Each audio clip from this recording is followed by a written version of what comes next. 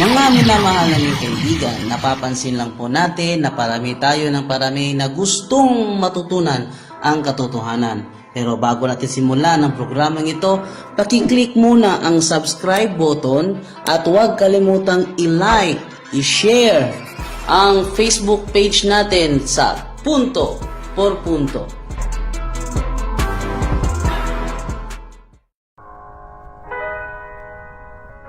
Nagdadalawang isip ka na ba sa iyong pananampalataya? Nalilito ka na rin ba sa pananampalatayang Katoliko? Huwag kang mag-alala sapagkat nandito na ang ating programang Punto por Punto. Ang programang ito ay sadyang inihanda namin para sa inyo upang masagot ang mga batikos sa pananampalatayang Katoliko. Punto por Punto.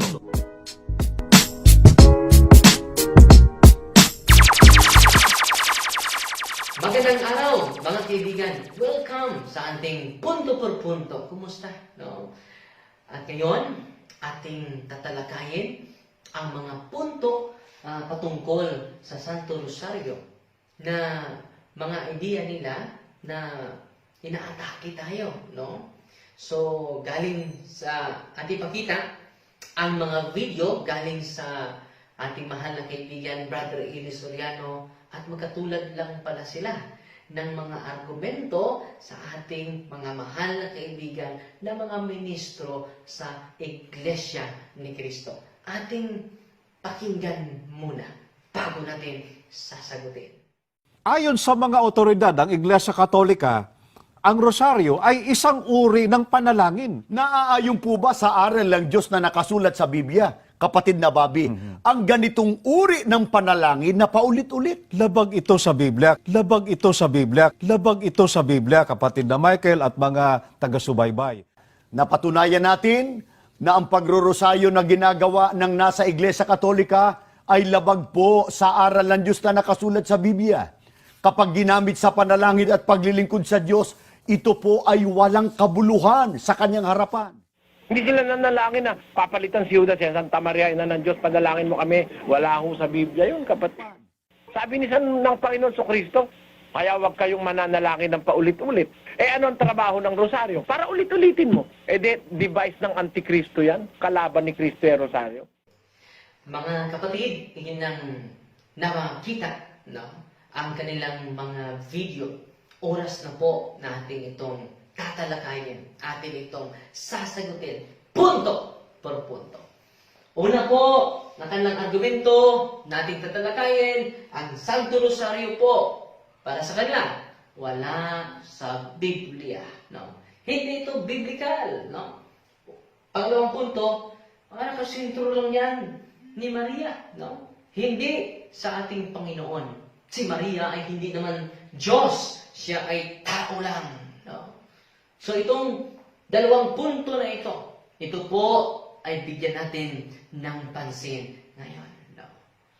Una, biblical ba ang Santo Rosario? Ang Santo Rosario, mga kapatid, hindi ito mababasa litra por litra sa Biblia. Dahil hindi naman lahat ng katotohanan ay nakasulat letra por letra. No? Yun ang ibig ko sabihin. Huwag kayong ganyan kung gumamit ng Biblia. Ang Biblia may lohika. Ang Biblia may sentido. Ang Biblia may konteksto. Hindi puro lahat ng katotohanan, letra por letrang mababasa mo. Hindi puro lahat ng katotohanan, letra por letrang mababasa mo. Hindi puro lahat ng katotohanan, letra por letrang mababasa mo. Mga kaibigan, atin ang napanood ang sinabi ni Brother Eli Soriano. Sabi niya, hindi lahat ng katotohanan ay nakasulat letra por letra. So, ating gagamitin na yun. No? So, ang katotohanan patungkol sa Santo Rosario ay hindi letra por letra na makita sa Biblia. Pero, ang buong katotohanan sa panalangin ito ay nakasulat sa Biblia. Now, una, meron tayong 4 na misteryo sa banal o Santo Rosario. Ang una, joyful mystery. Di ba po? Pangalawa, sorrowful mystery. Pangatlo, glorious mystery. Pangapat, luminous mystery. Na ngayon, itong apat na misteryo na ating ginagamit sa pag-meditate sa buhay ni Kristo, na kasulat ba ito sa Biblia? Mabuti na lang kasama natin ngayon ang ating mahal na kaibigan, Brother Wendell Talimong from Osamis, no? Nasa kabilang linya po. So atin siyang panuurin at ating pakinggan maigi, mga kaibigan. Brother Wendell, no? Pasok. Magandang araw, Father Darwin. Magandang araw sa ating mga kapatid na taga-subaybay sa palatuntunang punto por punto. Hindi po totoo, mga kapatid, na ang Santo Rosario ay hindi biblikal. Sa totoo lang, ang Santo Rosario ay maituring natin na munting Biblia. Bakit munting Biblia? Dahil ang mga nilalaman ng Santo Rosario ay hinango natin mismo sa banal na kasulatan. Mga kapatid, ang Santo Rosario ay isang simpleng paraan upang maglakbay at makapagnilay kasama ng Birheng Maria patungo sa mga kaganapan sa buhay ng ating Panginoong Hesukristo mula sa kaniyang pagsilang, pagpangaral, pagpahirap, kamatayan sa krus, at sa kaniyang muling pagkabuhay. Lalo na sa kaniyang pag-akyat sa langit. Ang mga lahat ng mga tagpong ito ay tinatawag natin sa Santo Rosario na misteryo. Tatalakayin natin sa ngayon ang dalawa lang munang mga misteryo. Kung totoo ba na hindi biblical ito? Una, ang misteryo ng tuwa. Ito'y tuwing araw ng Lunes at Sabado. Ano ba ang mga misteryo ng tuwa? Una, ang pagbati ng Anghel Gabriel kay Birheng Maria. Saan ba natin yan mabasa? Sa Lucas, Kapitulo 1, versikulo 26 hanggang 38. Ang ikalawa, ang pagdalaw ng Birhen Maria kay Santa Isabel. Lucas, Kapitulo 1, versikulo 39 hanggang 56. Ang ikatlo, ang pagsilang sa mundo ng anak ng Diyos. Lucas, Kapitulo 2, versikulo 1 hanggang 21. Ang ikaapat naman, ang paghahain sa templo ng anak ng Diyos. Mabasa natin yan sa Lucas Kapitulo 2, versikulo 22 hanggang 38. At ang ikalima, ang pagkakakita kay Hesus sa templo ng Jerusalem. Mabasa natin yan sa Lucas Kapitulo 2, versikulo 41 hanggang 52. Ang ikalawang misteryo na tatalakayin natin na ating napatunayan na nasa Biblia talaga, ang misteryo ng hapis.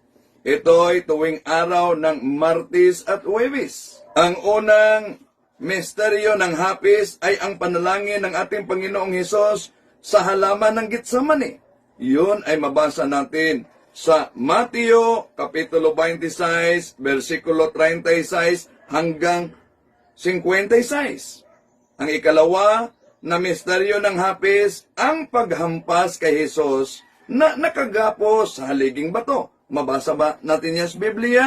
Nasa Mateo Kapitulo 27, versikulo 26. Ang ikatlo naman, ang pagpuputong kay Hesus sa koronang tinik.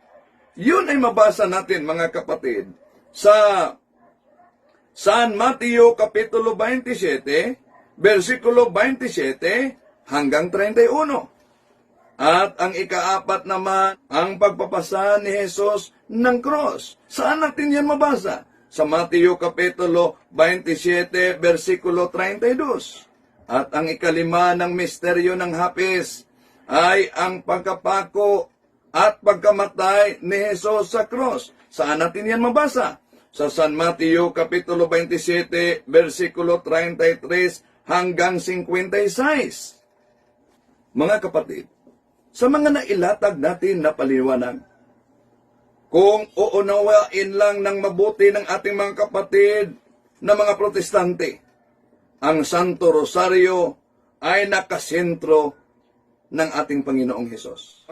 So, mga kaibigan, ating napanood si Brother Wendell at pinatunayan niya na biblical pala ang joyful at saka soulful mystery sa Santo Rosario. Maraming salamat, Brother Wendell, sa iyong pagbigay ng tibay sa ating kasagutan kung totoo bang biblical ang Santo Rosario. Biblical pala ang joyful at saka sorrowful. No? Ngayon, meron tayong pangatlo at pang-apat, glorious at luminous. So ating naman pakinggan sa kabilang linya ang ating mahal na kaibigan, si Brother Alfe Angeles, no? Dating daan, former Iglesia sa Diyos kay Kristo Jesus, former Iglesia ni Kristo. Ngayon, kaanib na sa tunay na katawan ni Kristo, ang Roman Catholic Church. Ating pakinggan, Brother Alfe Angeles. Pasok, Brother Alfe. Maraming salamat po, Father Darwin, at minsan pa ay binabati po natin ang lahat ng mga sumusubaybay sa inyong palatuntunan, ang punto por punto. At gaya po ng dati, Father Darwin, muli po nating sasagutin ang tahasan ng inyo pong katanungan. Meron po bang batayan sa Biblia yung mga misteryo ng Santo Rosario, particularly yung pong glorious mystery at ang luminous mystery? Bago po natin sagutin yan, ipinag-aanyaya po natin, Father Darwin, ito pong aklat na ito na isinulat ni Pope John Paul II, Apostolic Letter of Pope John Paul II on the Most Holy Rosary. Dito po ay mas mapalalalim po yung ating pagkaalam, yung ating kaalaman sa Santo Rosario at yung kahalagahan ng Santo Rosario. Ngayon, sasagutin natin, Father Darwin, yun pong mga batayan. Ano yung mga pinagbabatayan sa banal na kasulatan ng mga misteryo ng liwanag or luminous mystery at yung misteryo ng luwalhati or glorious mystery? Umpisahan po muna natin, Father Darwin, dun po sa misteryo ng liwanag or luminous mystery. Umpisahan po natin sa baptism. Yan po ay nakasulat sa Biblia sa Mateo Kapitulo 3, versikulo 13 hanggang 17. Yun naman pong kasalan sa Cana, yung kauna-unahang milagro o himalang ginawa ng ating Panginoong Jesucristo sa wedding feast at Cana. Nakasulat po iyan sa John chapter 2 verses 1 to 11. Ngayon din naman po sa proclamation of the kingdom of God sa Matthew chapter 4 verses 13 to 17, which calls us for conversion of souls. Andun po iyon. Yun naman pong transfiguration, nakasulat sa Luke chapter 9 verse 28 to 35, at pwede rin po nating gamitin yung Mateo 17:1 hanggang 5. Yun naman pong institution of the Holy Eucharist, meron din po niyan sa Biblia. Sa Luke chapter 22 verses 14 to 20, at yung Matthew chapter 26 verses 26 to 28. Yun po ang bumubuo sa misteryo ng liwanag.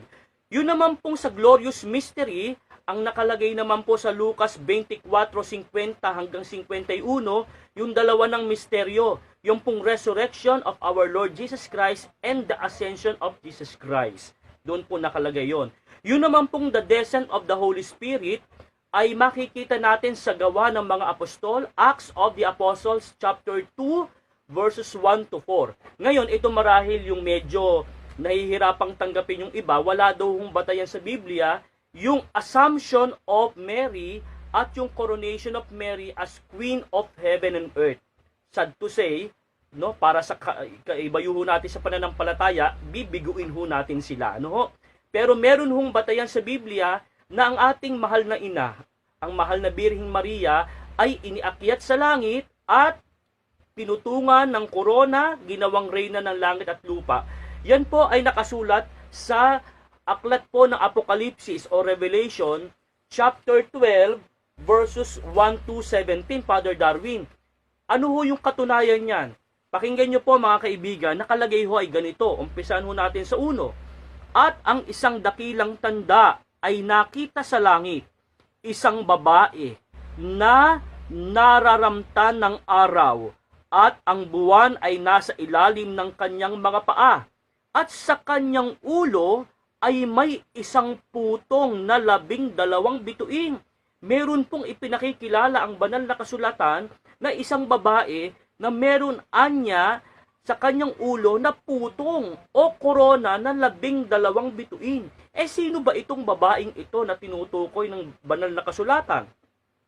Ang sabi po ay sa versikulo 2, at siya'y nagdadalang tao at siya'y sumisigaw at nagdaramdam sa panganganak at sa hirap upang manganak. At ang ibang tanda ay nakita sa langit. At narito ang isang malaking dragong mapula na may 7 ulo at 10 sungay, at sa kanyang mga ulo'y may 7 diadema. At kinaladkad ng kanyang buntot ang 3 bahagi ng mga bituin sa langit at ipinaghahagis sa lupa. At lumagay ang dragon sa harapan ng babaeng manganganak na upang lamunin ang kanyang anak pagkapanganak niya. At siya'y nanganak ng isang anak na lalaki na maghahari na may panghampas na bakal sa lahat ng mga bansa. At ang kanyang anak ay inagaw na dinala hanggang sa Diyos at hanggang sa kanyang luklukan. May tinutukoy po ditong babae na manganganak na ito'y hinahabol ng dragon, na mayroong 10 sungay at ang kanyang ulo'y may 7 diadema anya. At iniintay niyang manganak ang babaeng ito, mga kaibigan, Father Darwin. Sino ho ba ito? Ito yung anak na ipanganganak ay walang iba kundi ang ating Panginoong Jesucristo. At kung yung batang itong ipanganganak na maghahari, sa lahat ng mga bansa, ay ang Panginoong Jesucristo, sino ngayon yung kanyang ina? Ito po'y walang iba kundi ang mahal na ina ng ating Panginoong Jesucristo, ang mahal na Birheng Maria. Pero Father Darwin, ipaglilingkod po natin ng bukod na paksa ang usaping ito para sa lalo pang ikalilinaw ng ating mga taga-subaybay. Muli po, maraming salamat, Father Darwin. So ating nakikita, mga kapatid, ng 4 na misteryo pala, ay nasa Biblia. So every time mag-pray tayo sa Santo Rosario, we contemplate, we meditate the very life of Jesus. The more we pray the Rosary, the more we become close to Christ. Bakit? Ang ating pinagmedititan, ang ating pinagmumunihan, ang buhay ng ating may kapal. Klaro-klaro, mga kaibigan. Yan po ang unang punto natin. Ngayon, punta naman tayo sa order, the sequence of the Holy Rosary. Paano ba tayo magsimula, Brother Jando? Ang una nating gagawin, Brother Jando, mga kaibigan, mag-sign of the cross tayo. In the name of the Father, and of the Son, and of the Holy Spirit. Wow! We glorify the Father, we glorify the Son, we glorify the Holy Spirit. Ang tanong, biblical po ba yun? Biblical po ba yan? Pabasahin natin, Brother Jando, ang Galatia chapter 6, verse 14. Ito ang nakasulat. Sa ganang akin, huwag nawang mangyari na ako ay magmapuri, maliban lamang patungkol sa krus ng ating Panginoong Jesucristo, na sa pamamagitan niya, ang sanlibutan ay napako sa krus sa akin, at ako ay napako sa krus sa sanlibutan. So, klarong-klaro, mga kaibigan, wala na siyang ipagmalaki pa. Maliban sa cross ni Kristo. As for me, however, I will boast only about the cross of our Lord Jesus Christ. For by means of His cross, the world is dead to me, and I am dead to the world. So, klarong-klaro, Brother Jando, ang sabi ng ating apostol na si San Pablo. Sabi niya, I will boast only about the cross of our Lord Jesus Christ. Kung sa Tagalog pa yan, Brother Jando, wala na akong ipagmalaki pa maliban sa cross ni Kristo. Paano ba natin ipinagmamalaki ang cross ni Kristo? Every time we do the sign of the cross. Galatians chapter 6 verse 14. Nasa Biblia ba, Brother Jando? Nasa Biblia po. Klarong-klaro. So, pagkatapos natin mag-sign of the cross, ang kasunod nito, ating i-design ang credo. I believe in God, the Apostles' Creed. Ngayon, nandyan po ba ito? Ang laman ng credo. Biblical po ba ito? So, mabuti na lang kasama natin ngayon, isa sa mga special guest natin ngayong episode 5. Kasama natin ang ating national president sa Catholic Faith, Defender, Brother Ryan Mihiliano. Magandang araw po mga kapatid. Dito na po tayo sa punto per punto kasama ko sa Brother Darwin Kitgano at ang mga Dipensor Katoliko. Ayun po ay pag-uusapan natin ang isang paksa na karamihan sa mga hindi Katoliko ay tinatanong. Especially itong tinatawag natin na pagro-rosaryo. Mga kasama ko po sa Dipensor Katoliko ay i-explain, i-discuss po nila yung mga iba't ibang panalangin. Sa akin po, ako po ay binigyan ng utos ni Father Darwin na talakayin itong isa sa mga mahalagang prayer ng ating simbahan, itong Apostles' Creed. Mababasa po ba itong Apostles' Creed sa loob ng Biblia? Alam po natin ng Apostles' Creed, historically speaking, ito po'y nauna sa Biblia. The Bible came into existence in the year of 405 AD. Ito naman po Apostles' Creed ay ginawa ito ng mga apostol noong 325. Specifically sa Council of Nicaea at saka sa Council of Constantinople.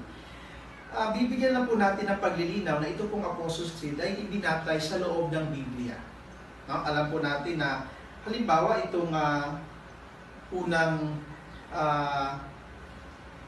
artikulo, halimbawa ito, sumasampalataya ako sa Diyos amang makapangyarihan sa lahat. Ito po mababasa natin sa Mateo Kapitulo 5, versikulo 45. Ito rin pong na may likha ng langit at lupa, mababasa natin sa unang aklat sa Genesis, Kapitulo 1, talata ay 1 hanggang sa matapos itong Kapitulo 1. Mababasa din natin to sa Roma Kapitulo 1, versikulo 20. Itong sumasampalataya ako kay Jesucristo, iisang anak ng Diyos, Panginoon natin lahat, mababasa po natin yung bininyagan si Kristo sa Mateo Kapitulo 3, talata ay 17. Ito naman pong nagkatawang tao siya sa lalang sa Espiritu Santo noong panahon. Isinalaysay ni San Lucas, Kapitulo 1, versikulo 35, yung isinilang at saka kinunsib ni Mama Mary, si Jesus Christ. Ito rin pong tinatawag natin na ipinanganak ni Santa Maria, ni Maria Virgen, ay mababasa natin sa San Lucas Kapitulo 2, versikulo 7. Ito naman pong pinagpakasakit ni Poncio Pilato, mababasa natin sa Juan, Kapitulo 19, talata 16. Ito naman pong ipinako sa krus, namatay at inilibing, mababasa natin sa Juan, Kapitulo 19, talata ay 29 hanggang sa 42. Ito naman pong nanaog sa kinaroroonan ng mga yumao, ay mababasa natin sa 1 Pedro, Kapitulo 3, talata ay 19 hanggang 20.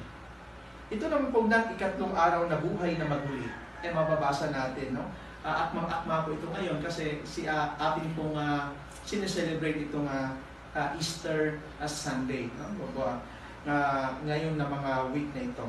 Okay, mababasa natin ito sa Mateo Kapitulo 28, talata 1 hanggang 10. Ito naman pong umakyat sa langit, mababasa natin sa San Lucas Kapitulo 24, talata 51. Ito naman pong nalulugtok sa kanan ng Diyos. Mababasa natin ito sa Hebreo, Kapitulo 1, versikulo 3. Ito naman pong amang makapangyarihan sa lahat. Wala pong question dito. Lahat ng relihiyon ay ina-acknowledge po na Father Almighty. Mababasa natin yan sa Marcos Kapitulo 14, talata ay 36. Ito naman po at doon, namumulang paririto, mababasa natin ito sa Mateo Kapitulo 16, talata ay 27. Ito naman pong at doon magmumulang paririto. Sinabi ko na kanina sa Mateo 16:27. Ito naman po maghuhukom sa nangabuhay at nangamatay na tao. Mababasa natin sa unang sulat ni San Pablo sa taga-Corinto, Kapitulo 15, talata ay 51. Okay? Ito naman pong sumasampalataya ko sa Espiritu Santo ay mababasa natin sa San Juan, Kapitulo 14, talata ay 15 hanggang 20.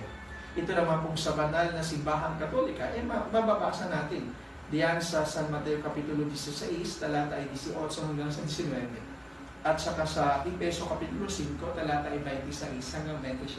Alam naman po natin na itong Katolika, ang ibig sabihin nito ay all-embracing. Nasa Greek Bible na siya, Hymenon Ecclesia Catholis. At saka, it is the desire of the Lord that the church should be all nation, all time, meaning Catholic, Catholicos. Ito naman po sa kasamahan ng mga banal, the communion of saints. Mababasa natin sa San Mateo Kapitulo 28, talata ay 19 hanggang 20, at saka sa 1 Corinto Kapitulo 15, talata ay 33. Ito naman pong at sa buhay na walang hanggan, mababasa natin sa 1 Juan Kapitulo 5, versikulo 20. Ito naman pong amen, itong pinakahuli. Alam po natin na it appears more than 100 times in the New Testament. Mababasa natin yan ng isa lang, gawa natin ng isa, nasa Nehemias Kapitulo 8, talata 6. Sila si Propeta Ezra, nang nanukluhod sila at sinamba nila si Yahweh, ay sinabi nila, Amen, Amen. So mababasa natin mga kapatid itong Apostles' Creed nasa loob ng Biblia, at ang Biblia po ay ang kaniyang artikulo, ay tawag natin na Apostles' Creed. So, yun lang po mga kapatid ang ating topic regarding sa Apostles' Creed. Salamat, Father Darwin.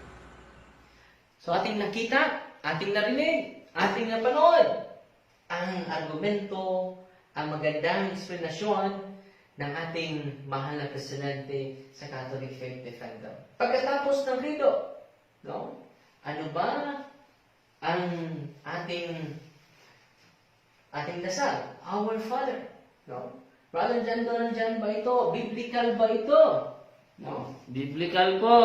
Basa. Magsidalangin nga kayo ng ganito. Ama namin na nasa langit ka, sambahin nawa ang pangalan mo. Dumating nawa ang kaharian mo. Gawin nawa ang iyong kalooban kung paano sa langit, gayon din naman sa lupa. Ibigay mo sa amin ngayon ang aming kakanin sa araw-araw. At ipatawad mo sa amin ang aming mga utang, gaya naman namin na nagpatawad sa mga may utang sa amin. At huwag mo kaming ihatid sa tukso, kundi iligtas mo kami sa masama, sapagkat iyo ang kaharian at ang kapangyarihan, at ang kalawalatian magpakailanman siya nawa.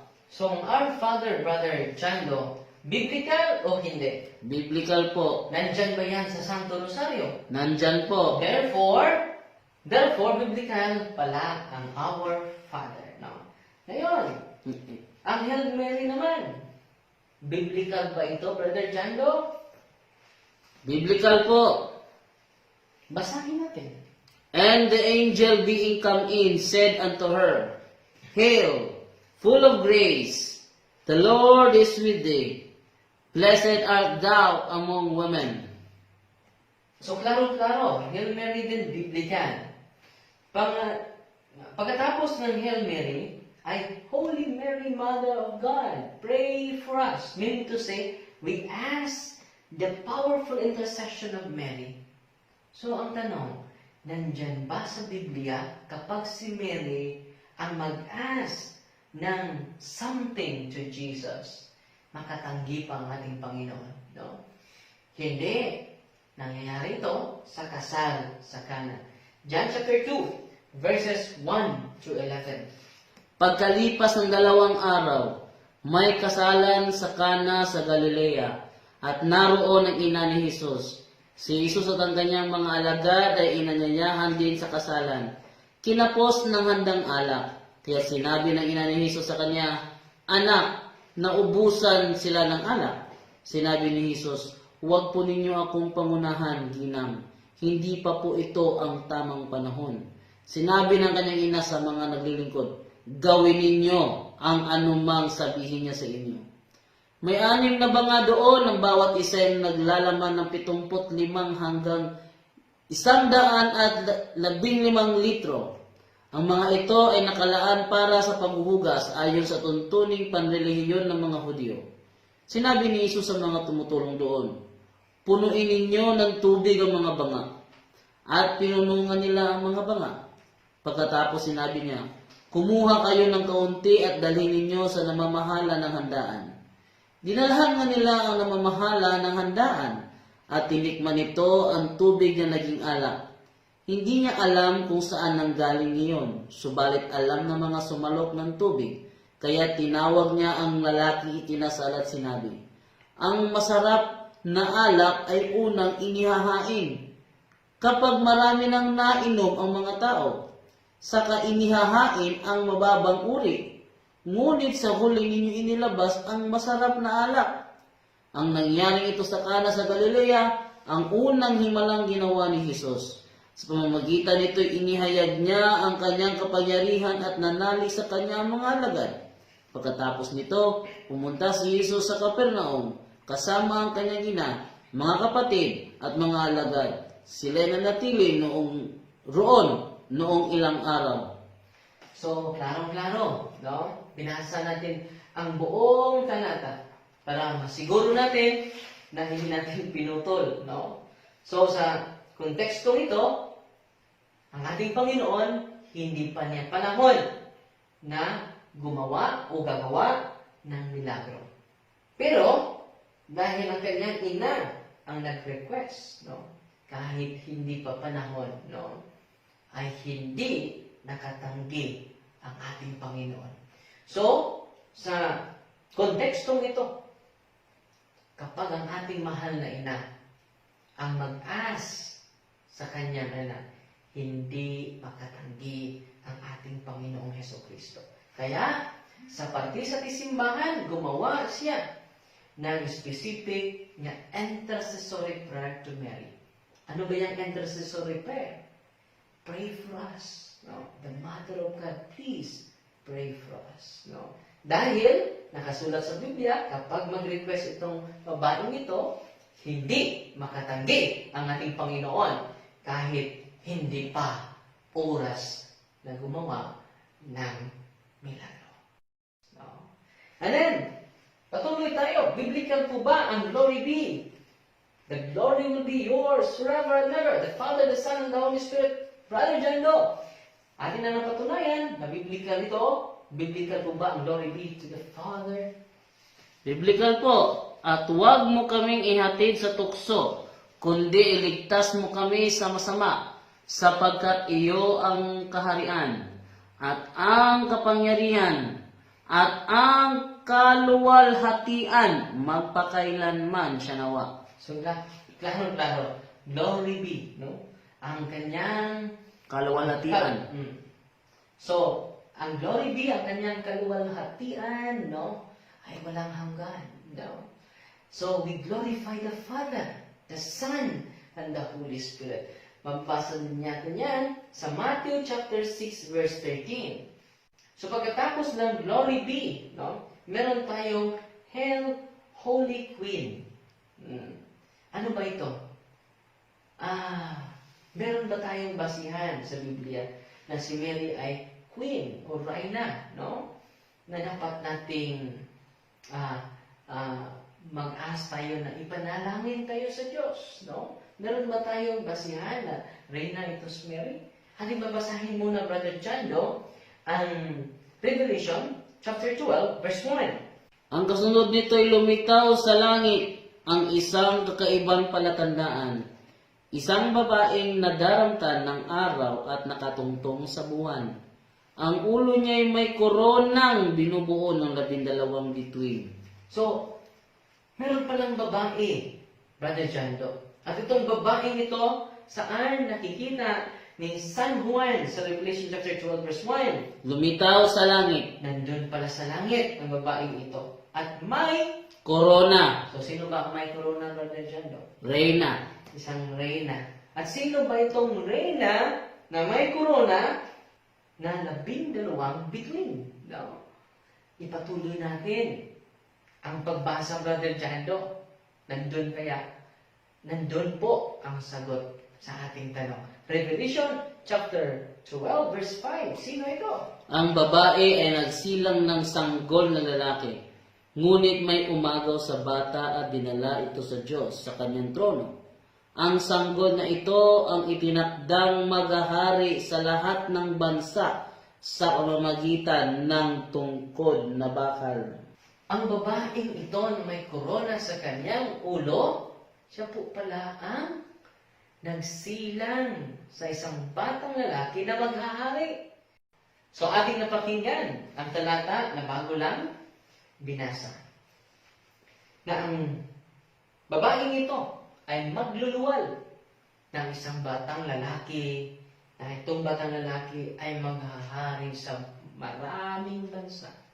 Sino ba itong batang lalaki? Walang iba, ang ating Panginoong Jesucristo. At sino bang nagluwal sa kanya? Walang iba. Si Mama Mary. Mahal na ina. So therefore, yung intercessory prayer natin, Hail, Holy Queen, nandyan po sa Biblia. Biblical po, Brother Jando.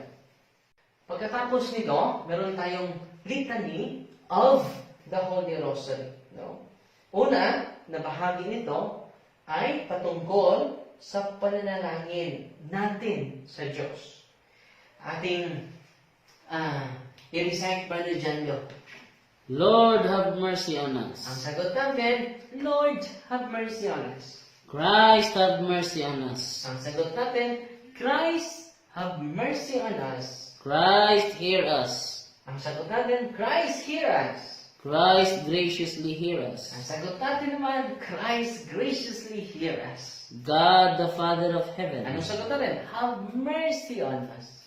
God, the Son, Redeemer of the world. Have mercy on us. God, the Holy Ghost.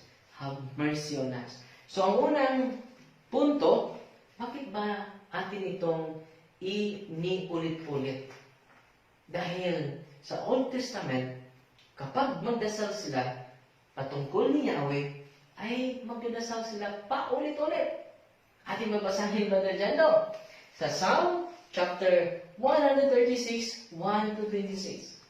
O magpasalamat kayo sa Panginoon sapagkat siya'y mabuti, sapagkat ang kanyang kagandahang loob ay magpakailanman.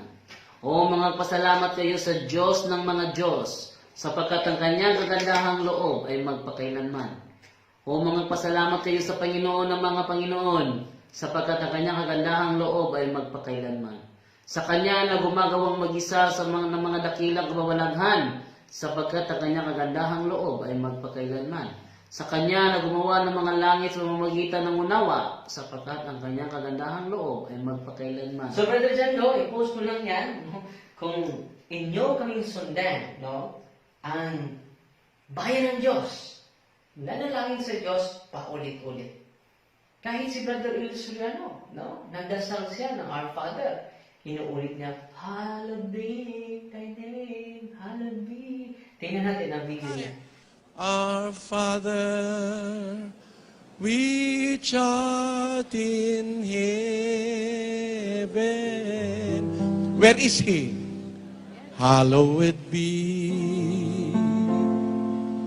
Hallowed be thy name. So, ating nakita, kahit si Brother Il Suriano ay meron po siyang iniulit-ulit na mga salita. At masyak naman kayo sa aking i-review ngayon.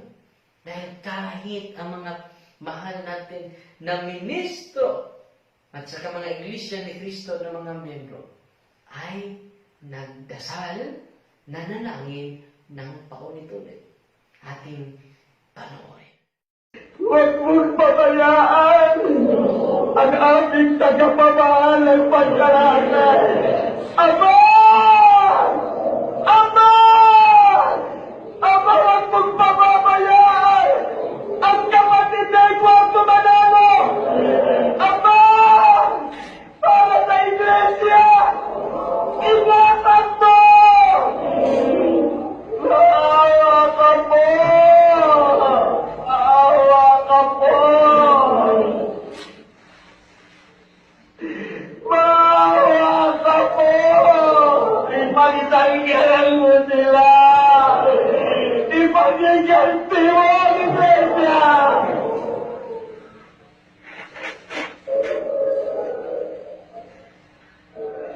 Masakit ang ginagawa ng mga tampalasang iyan!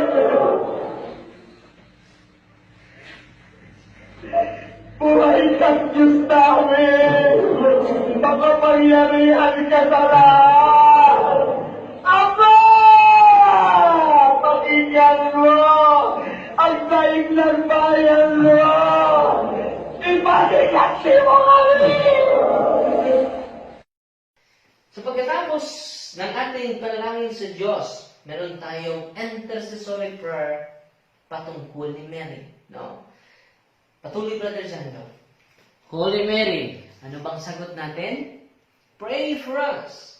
Holy Mother of God, Pray for us. Holy Virgin of Virgins, Pray for us. Mother of Christ, Pray for us. So, pray lang, Brother Jando. No?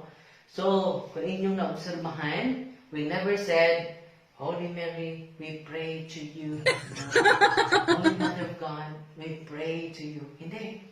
Anong ating sagot? Pray for us. Idalangin niyo po kami. Hindi natin sinabi, nanalangin kami sa iyo.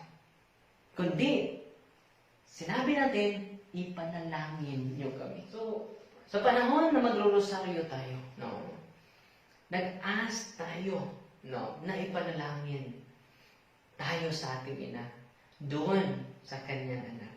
No? So sabi naman ni Brother Eli, inutusan natin ang mahal na ina. No? Ina ng Diyos, uutusan natin. Eh, sukat ba naman tawagin si Santa Maria ang ina ng Diyos? O pagkatapos, ina pala ng Diyos, anong ginawa? Santa Maria, ina ng Diyos, ipanalangin mo kami, ba, ina ng Diyos ay inutusan. Ano ang utos? Panalangin mo kaming makasalanan. Kailan? Ngayon. Hanggang sa kamatayan, amen. Biro mo, wala nang katigil-tigil mananalangin si Maria sa'yo, para sa'yo. Ina ng Diyos, inistorbo mo ng habang buhay. Ano naman yun?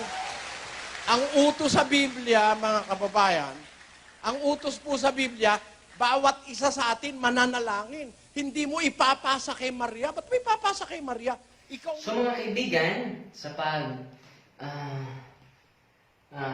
pagrorosaryo natin, no, sabi ni Brother Eli, parang inutusan nyo ang ating mahal. Just imagine, ang ina ng Diyos, no, inutusan nyo, no? Pray for us sinners, now, at the hour of our death, no? Ngayon, at hanggang kamatayan, no? Paano ba yan? Ang ina ng Diyos, inutusan natin, no? Hindi niya napansin, ang Our Father, no? Meron ding punto doon na give us this day our daily bread. Parang ang Diyos din, no? Ay inuutusan natin. Pero hindi naman natin inutusan ng Diyos. Sa pag-pray din natin ng rosary, hindi din natin inuutusan ang mahal na ina. Bakit? Humihiling lang tayo na ipanalangin tayo sa kanyang anak. Dahil ang kanyang panalangin para sa atin ay very powerful. Nandyan yan sa John chapter 2, verses 1 to 11. Hindi natin inuutusan ang Diyos sa pag-pray natin Our Father. Hindi din natin inutusan ang mahal na ina sa pag-recite natin ng Holy Mary, Mother of God. Dahil humihingi lang tayo. Nag-ask lang tayo na ipanalangin tayo sa kanyang anak. Meron ba tayong basihan yan? No. Ang sabi ni Kristo sa talata sa banal na kasulatan, ito ang ating mabasa, Brother John. Ask and it shall be given you. Seek and ye shall find. Knock and it shall be opened unto you. For everyone that asks, receive. And he that seeketh, findeth. And to him that knocketh shall be opened. Ang teksto, Brother John, Matthew chapter 7 verses 7 to 8.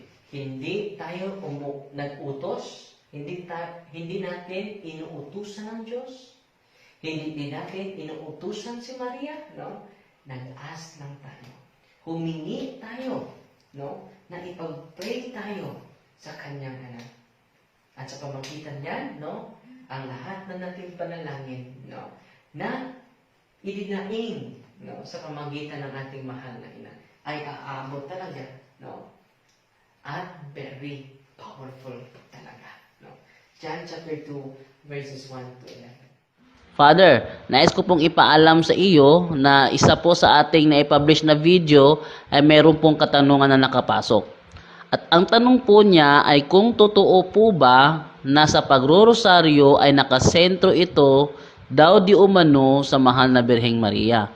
Sapagkat ayon sa kanyang naoobserbahan, mas marami ang Hail Mary kaysa sa ibang dasal. Mari nyo ba itong sagutin ngayon, Father? Atin na bigyang linaw ang essence na napapaloob sa Santo Rosario. Ating nasagot, biblical po ba ito? No? Biblical. No? The essence, the reality of the Holy Rosary, nandyan po sa banal na kasulatan. So, sa pangalawang punto, mga kaibigan, parang namang marami ang Hail Mary dyan, no? Maraming Holy Mary dyan, no? Maliit lang ang Our Father, maliit lang ang Glory Be, no? Therefore, nakasentral lang ito kay Maria. Totoo po ba na nakasentro lang ito ni Maria? No? Ito ang sagot. Hindi po yan totoo. Ang Santo Rosario, na ang buong Santo Rosario, mga kaibigan, ay nakasentro sa Panginoon. No? Mga kaibigan, lubhang natutuwa tayo ngayon dahil ang kasama natin ngayon sa kabilang linya na magbigay linaw patungkol ito ay isa pong former pastor sa Jehovah's Witnesses, no? For how many years, no? Meron na siyang maraming simbahan na naipatayo, no? By birth, saksi ni Jehovah siya. Pero ngayon, no, siya na po ay nagsiwalat, no, sa katotohanan sa simbahan na tatag ni Kristo. Siya po ang ating pasasagutin sa pangalawang punto. Brother Paul, Alima, pasok po. Maraming salamat po sa inyo, Father Darwin, sa iyong pag-imbita sa akin na maging kabahagi sa programang Punto por Punto. At sa episode na ito ay bigyang liwanag po natin ang mga akusasyon at objeksyon ng ibang paniniwala tungkol sa Rosaryo. Na sabi nila ang sentro daw ng Rosaryo ay ang mahal na Birhen na Maria. Dapat po na ating liwanagin na hindi po si Mama Mary ang sentro ng Rosaryo.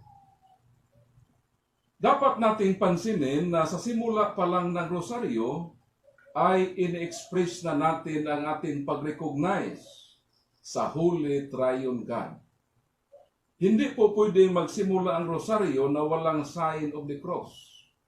At doon pa lang sa sign of the cross ay ating binibigkas ang sangalan ng Ama, ng Anak at ng Banal na Espiritu Santo. Ito po yung pag-recognize sa Holy Triune God.